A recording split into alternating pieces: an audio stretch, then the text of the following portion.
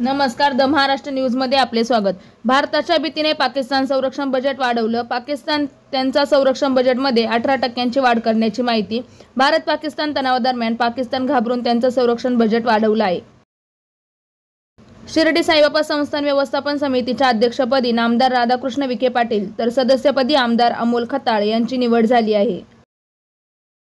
नुकतीच सरन्यायाधीशपदी निवड झालेले बी.आर. गवई यांनी मराठा आरक्षणासंदर्भात उच्च न्यायालयातील मुख्य न्यायाधीशांना नवीन खंडपीठ स्थापन करून जलद निर्णय देण्याचे आदेश दिले आहेत।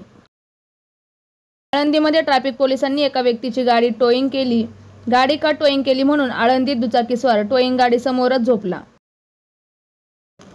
मान्सून आज अरबी समुद्रात दाखल झाला आहे। अरबी समुद्रासोबतच मालदीव, बंगालचा उपसागर आणि अंदमानच्या काही भागात मान्सून पुढे सरकला आहे।